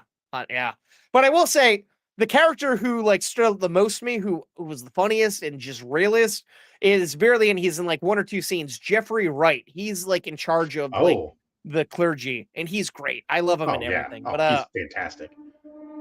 This cast, everyone's firing on all cylinders. I gotta say, I'm not a giant Rian Johnson fan. I didn't like his Star Wars. I didn't like Looper. But this series is really interesting because he's really getting to do what I feel like he's good at. And watching the trailer for this, I was kind of iffy because it looked like it was going to be a dark gothic movie and like the tone was going to be serious and dour, which it had a little bit of that, but it was more funny. Like, it was really, really funny. Right, and the mystery was intriguing. You can't, in the Knives Out, well, just for the Knives Out movies, you can't strip away all of what brought you there in the first place. I feel. Like, the set design was fantastic here. The mystery was good. Cinematography was really cool. There was some fun stuff being done with the camera. The score, I love the score for this movie. I forget who did it. Was it Michael Giacchino? It doesn't. Someone cool did the score. Maybe Atticus Finch. And I don't know. But the score was great. Everything was gorgeous about this movie. I really, really dug it. But it's a little long. It's 2 hours and 24 minutes. And I feel like it could be trimmed down to about an hour 45 and still be as effective. Oh, wow. It's quite I don't know. But it didn't drag, but it just didn't move as quickly as I wanted it to move, I guess. The weird thing here that got me was when I saw the trailer and I saw Jeremy Renner was in it. In Glass Onion, the second Knives Out film, they name-checked Jeremy Renner, the actor, because he's friends with the guy who owns the island they're on. He has his own hot sauce. So I'm like, is Jeremy Renner playing himself, or is he going to be a character? Oh, He's a no. character. It just kind of feels weird to me. That is, that always kind of weirds me out when those worlds do that. I'm like, okay, I'll just ignore the fact that we just talked about you in the last movie, but okay. Yeah, I forgot about that. But I gotta say, as our main character, Josh O'Connor, this guy, I feel like I've been seeing him pop up in a lot. He's growing on me. And Andrew Scott, I always love, like, all this whole cast. It's not as star-studded as the previous films, in my opinion. There's few big names, few mediocre names, but they're all great. I'm gonna give Wake Up Dead Man, A Knives Out Mystery, 3 slices of toast. If you can catch it on the big screen, it's worth it. It's cool, but it's coming to Netflix very shortly, so you won't regret it either way if you're a fan of these movies. Well, nice. Yeah, awesome, man. And this next one, I think. Oh, sorry. I just said I'm intrigued. Yeah. Okay. I'll be watching it. Hell yeah! I want to hear your take on it. You could be totally opposite from mine, for all I know. This next movie, we're going to tag team, but I'll let you kind of lead us off here. All right. Staying in the holiday festive mood. We got to get more of those holiday films in. And here is a Christmas story that is brand new to the streamers, or a streamer, talking about Oh, What Fun. So this is available on Amazon Prime Video right now. And it's telling the story of Michelle Pfeiffer and the Clouster family, and they're all celebrating Christmas together at their family home in Texas. And she is the quintessential Christmas mom, does all of the treats, all the decorating. Everyone has to come to her house. And she's so super into it that her favorite daytime talk show is holding this contest where people nominate their moms, their amazing Christmas moms, to then win a trip to go out to a live taping of the show. And she's just hoping and hoping and hoping. Her kids have been submitting her, and she's been texting him and emailing him all the links and shit to do this, and as well as looking forward to just having everyone together for the holidays. Now, of course, you get the crazy family dynamics of the sister that is the serial dater. You have the oldest daughter who's kind of she's married, she's a mother, and she's kind of regulated off to being the oldest, but almost one of the parents, having to kind of watch the rest of the kids. Jason Schwartzman plays the husband of Felicity Jones. Their dynamic, I think, is quite funny. And then their youngest son, who's kind of like underaccomplished, but he's the one who's babied out of the group because he's the youngest. Very atypical dynamics you would get from like a family movie. But this one has a softer edge. It's not like a Family Stone or something really heavy that was holiday themed with all the family together. And I will say, there's some laughs in there. Sure. Dennis Leary playing the dad. He's definitely got some jokes. We talk about underutilized. There's really only a few scenes of his that I was gonna say, as you were talking, that was going to be my first comment. Dennis Leary didn't get enough to do. He just came and went. I think I feel like our main, there's too much going on in this movie. I think everyone has their own thing, and the editing. We're watching something happen and then cut to something else, cut back to that thing, and it's like, slow the fuck down. Let us live in these moments. Not where I can kind of appreciate the story each character was given. I ended up caring more for some of the side characters that were pushed out of the film than the ones we're supposed to be looking at. The logic just makes no fucking sense. I understand the focus of it. I do truly appreciate the goal of what the film is trying to do. Yes, there are the unsung heroes of family get-togethers and holidays like this. This very much is true of the mom being overlooked for that, the one that does all the shit, or whoever it is, whatever parental figure it someone is, in the family, whoever it is to you, there is someone who brings Christmas to fucking life in those situations, and they deserve that attention and to be thanked for that. What I don't get, though, is the decisions they then decided to go with the way it was executed and the logic used by the characters was just so fucking ridiculous. It wasn't even like quirky funny. It was just like, that's fucking stupid. Yeah. Something stupid would happen, and then 10 minutes later, I'd laugh at something again, but then we go right back to doing something stupid. So yeah, Val didn't even finish watching the last 40 minutes. And it was one where like an hour in, there's a pivotal moment happens in the film. And I'm like, wait a minute, it took us a fucking hour to get to that point. And then I'm like, oh, it feels like we're wrapping this up. Oh shit. Nope. There's still 35. And that, like you said, that inciting incident was so minor and it was so overblown. It's like, that should have been in the first 20 minutes, first 15 minutes, that should have happened. We didn't need all that backstory. Yeah. And like you said, it was rushed. She had a car. She could have got there. Yeah. Like, I will say, I don't think we're the proper audience. I watched this with my mother and she was on board. Like, she was loving it. And I'm like, I can see that. Yeah. No, what's funny is it's like, as we're watching this, I turned to my wife and said, oh, look, it's your mother. This is your mom. After just spending Thanksgiving with her, you got that whole real experience. Yeah. But like you're saying, I think she'd love it. My mom would probably like it too. Yeah. If she hasn't already seen it. And Michelle Pfeiffer. I gotta say, it was competently directed. I love Michael Showalter. He comes from improv, but he is a fantastic director. I didn't like the cinematography in the beginning, all that shaky cam putting you. I get what it was doing, but it was too much. Yeah, I agree. There isn't really any rhythm or pattern to it. And then when we get to certain other scenes, it feels like we're watching a different movie in almost. When we get to Eva Longoria, who plays the host of the show she watches, Zazzy. I'm sorry, filming a holiday special on Christmas. Oh, no way! The whole town shuts down. No, logic out the window. Yeah, absolutely, and that's a fragment of the logic I cannot stand in this film. And then sometimes even the slapstick jokes that should have been easy, they fuck up. But then the things I was never expecting to be funny, I ended up chuckling at. That I very much appreciated this scene with Felicity Jones and Jason Schwartzman in that fucking single bed, doing the voices back and forth together of what they named the different elves on shelves. And it's like, no, that is what couples do. Make fucking silly voices, like there's so many of these like honest, sweet moments nestled between absolute fucking chaos and what the fuck is happening moments.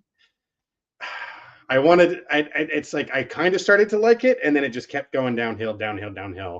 And it was a real roller coaster, and the lows were higher than the highs, I think. Yes.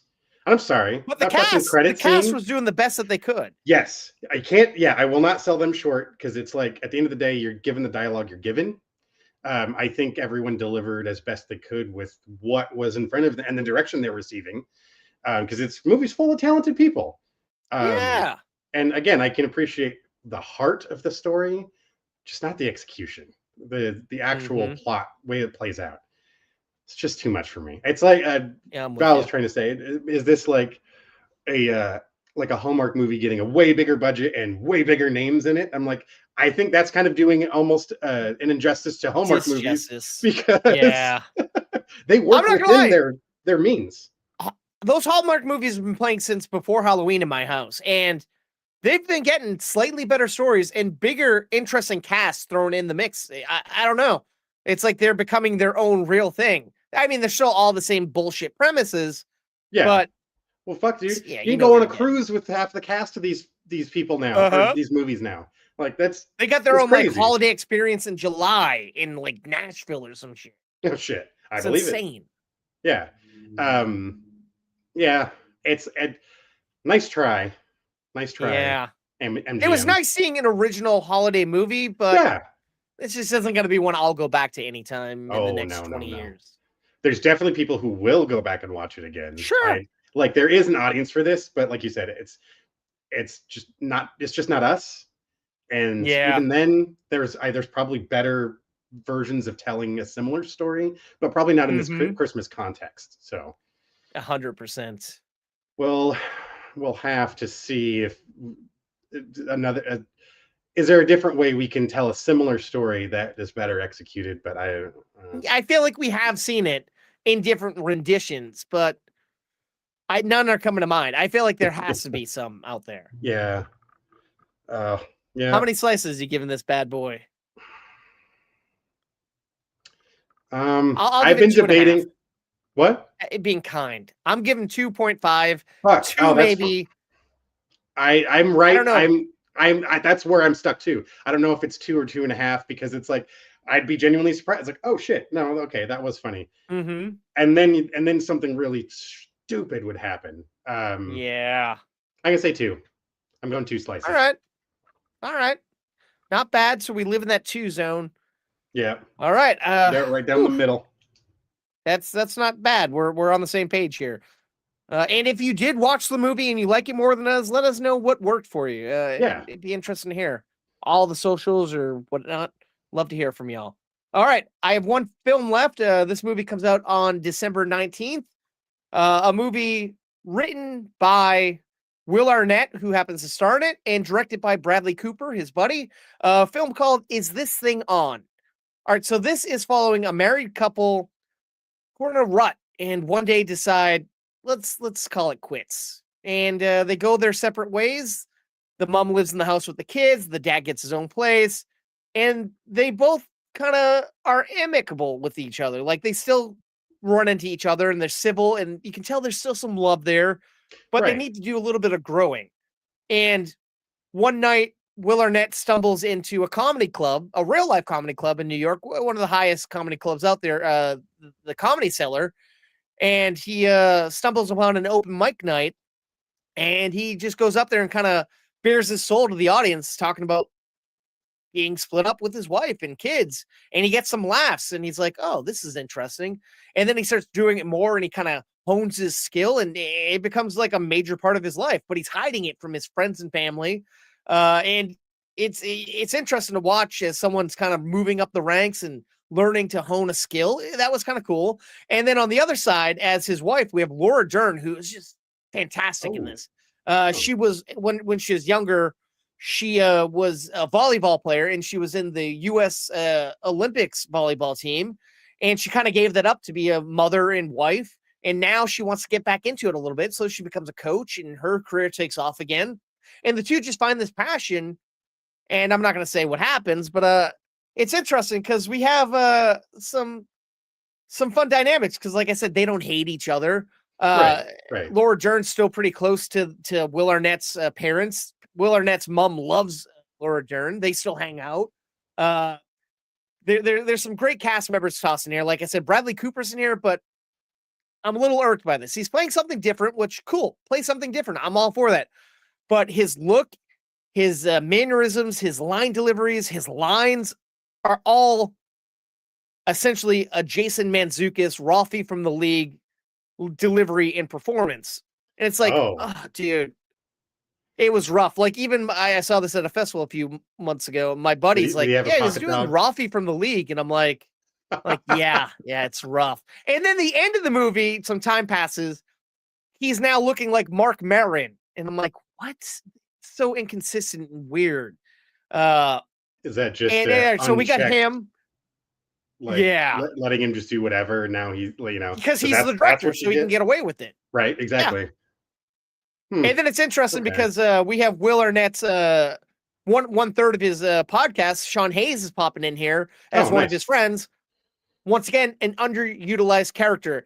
Him and another guy are playing husbands, and they're kind of just like the gay friends at dinner parties, and they're not adding anything to the story. And we know Sean Hayes is a great comedic perforor. Fantastic. Yeah. Yes. And then you got people like Sean Hayes popping up in here. Sorry, Sean Hayes. I already said him. Peyton Manning is in here. What the fuck? Yeah. And it's interesting. Because he's not playing Peyton Manning, and he's a pretty good actor. I've only known him from like commercials and stuff, but I get he's a football guy. But that kind of took me by surprise. And some other people who I'm like, I know them, but I don't know them fully. Emily Blunt is in here at some point. Oh shit! Interesting. I'm now looking at IMDb IMDb. I'm like, okay, but no, the movie itself. Oh no, go ahead. I was gonna say I had the same reaction when I was looking at the cast for Sovereign earlier. Megan Mullally's in it, and I didn't realize till afterwards. That makes sense. And it's like it's just her voice, but she is in it. But anyway, yeah, fair enough. We go with But I will say there's these dogs in this movie that are so adorable, and they come and go in scenes, and it's like, oh, those dogs are so cute. I am a sucker for seeing dogs in movies. This movie, it rides the line of drama and comedy, but definitely leans more towards comedy. It's nice. I like it. It's 2 hours and 4 minutes. A little bit long. There's an interesting recurring joke with Will Arnett's dad always drinking juice boxes that are really for his grandkids. Kind of cute and funny. I don't know why. They did it just the right amount of times. And like, it's nice seeing a real comedy club getting to shine, but it's like, someone just doesn't move up the ranks to become a regular at a big comedy club in the day. Only doing that one club, not going all across town. Right. Little weird, but it's interesting because when he's on stage, it kind of reminds me of when they did at the Comedy Cellar when Louis C.K. was there in the Louis show. It kind of gave me that vibe a little bit. Okay, and, it's just as much therapy for him as it is entertainment for everyone in the audience. Mm-hmm. And the camera work is a little weird. Like my buddy I saw it with, he was a little off put by it because there's a lot of like. It's a handheld for a lot, and we're like really super imposed on faces, like super like close-ups galore in this, and it's like little breath would be nice, little breathing room, pull away the camera, but I don't know. Okay. I wonder if that has something to do with it getting to streaming eventually. Like they're gonna watch it on TV anyways, because I get what you mean when you live in that tight for that long. On a big screen, it's a lot to take in, that can do a number. So interesting. Huh. Mm-hmm.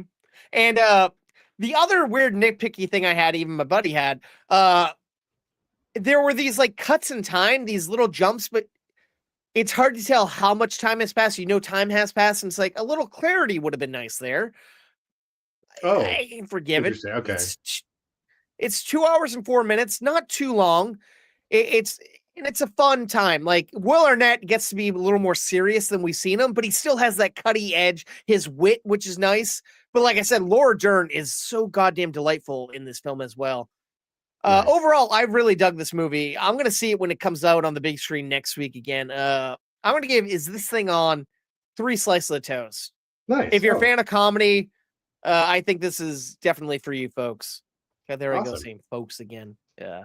It's Hannibal Buress comment earlier, I think. Now he's just because I feel like in some of his stand-up he'd say the word folks a lot. I can see that. Folksy guy. Yeah. All right. No, it sounds like something I'd want to check out too. I'd be all about that. I love to hear if you ever get around to it, to hear what you think about it, because it's really good. Like I like it's so good. I'm willing to pay to see it again. Yeah, so I don't know. That says something. Enough. Yeah, but I will say the trailers don't do the movie justice. To be honest, when I watched the trailers before I went to the festival, I'm like, I was just going on the fact that it was Will Arnett, and it's funny because a couple months ago over the summer, I got an invite to see it. They were screening it in Boston, one of those test screenings in Boston. Never seen that before, but of course, as you're selecting, like, do you work in the industry? Do you review? And I'm like, 2 checks right there. I'm not getting into the screening. Fuck it. Never mind. Oh, you gotta lie about that shit, man. You can't fucking. Yeah, I know, but I don't like lying. I suck at it. True. But I got to it before it came out anyways. There we go. So there we go. Yeah. But that's gonna do it for reviews here. I think we got some interesting stuff that people can check out. Definitely some solid flicks for you folks to go check out, or if you already have, like Adam has been saying, you got to let us know what you think too. Hit us up on all of the socials. We got a Facebook, X, 2 Facebooks, as Adam always reminds you. All the X, time. Instagram, TikTok, Threads, Blue Sky, and YouTube, of course, all at the handle at movie_toast. At movie toast, folks. That's true. For those of you listening, there's all those other platforms that you can come and check out some more video content, see our beautiful mugs on the screen. For those of you who are watching, come check out the podcast or wherever your podcasts are sold. We don't and it's sell free, it, but so you don't gotta sign up for Patreon or shit. Just sign up for our OnlyFans. That's all. That's where the real party starts. Yeah.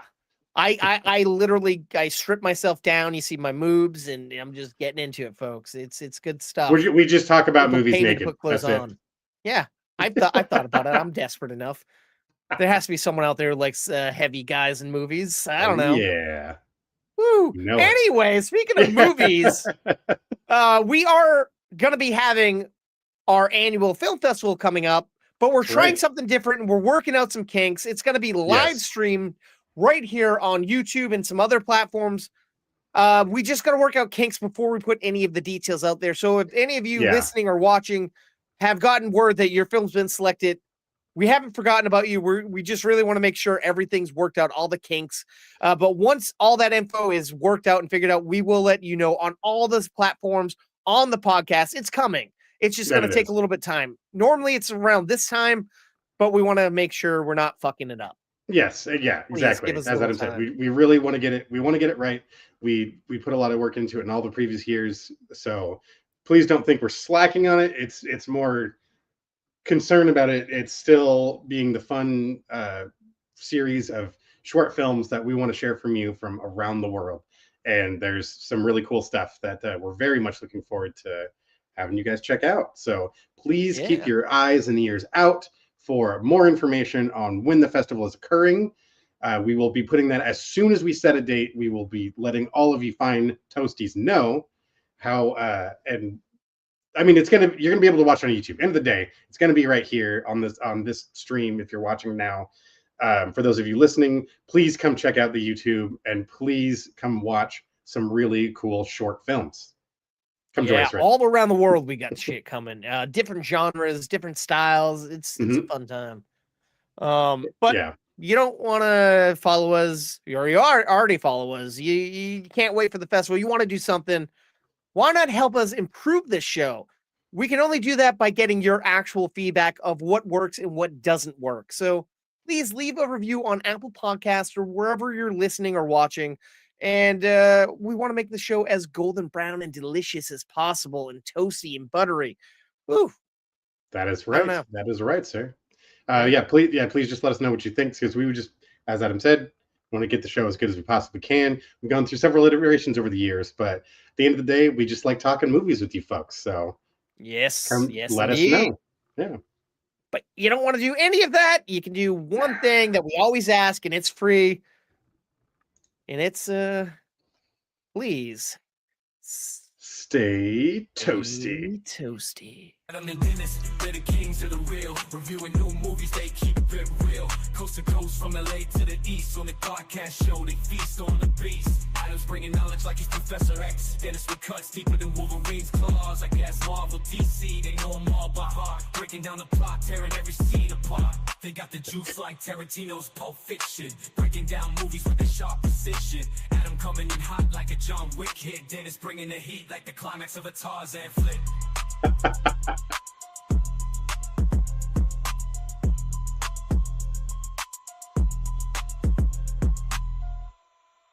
Oh man, now I'm thinking we gotta change that fucking song with the Tarantino now that he's a hot button guy. I don't know.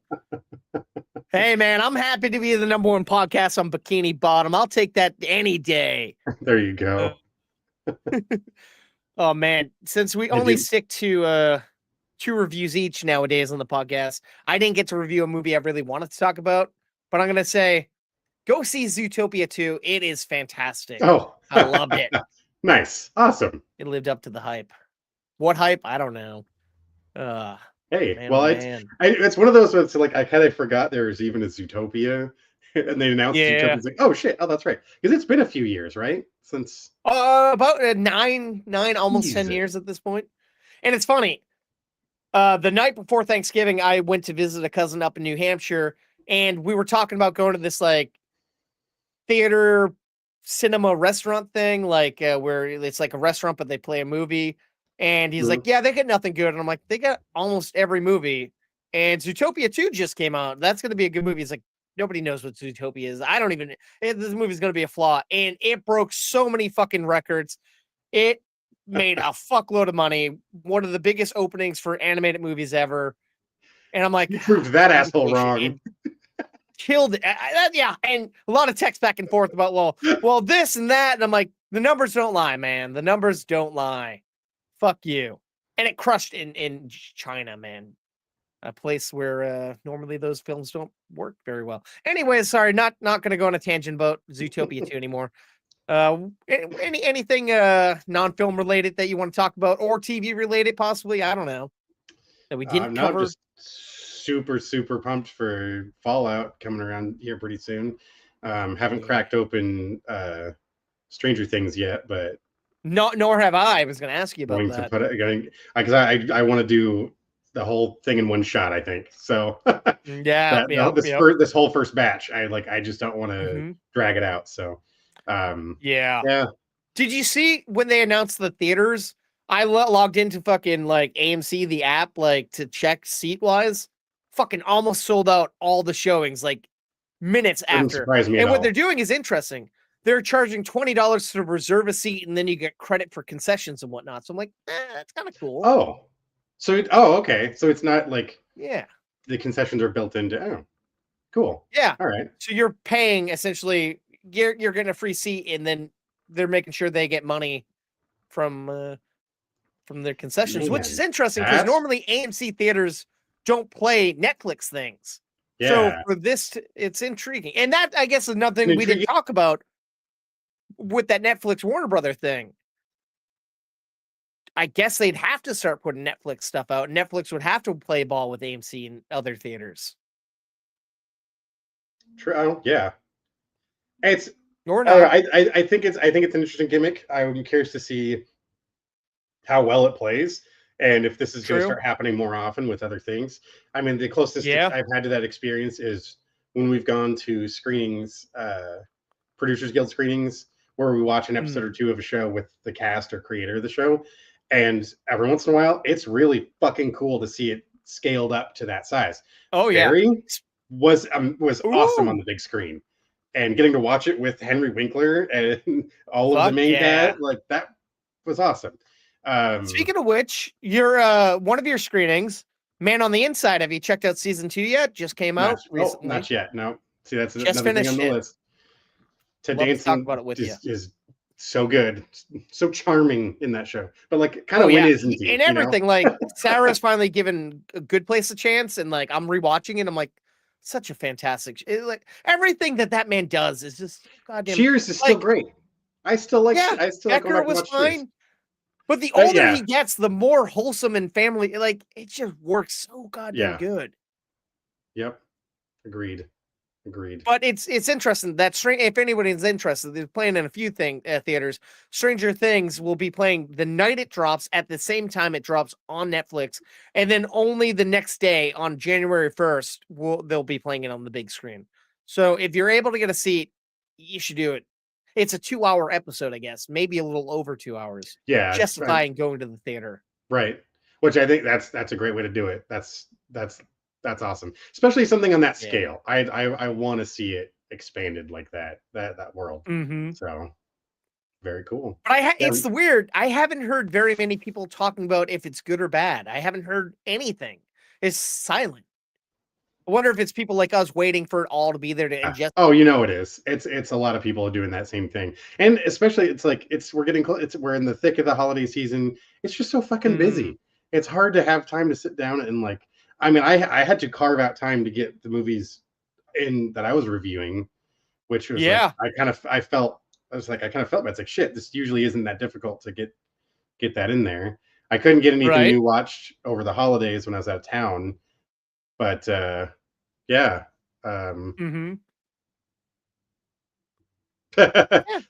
it's just how it is. Yeah.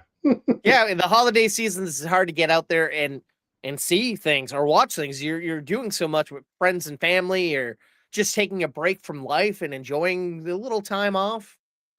Makes sense. Yeah. But I guess speaking of time off, we should end this thing so people can listen or watch something else.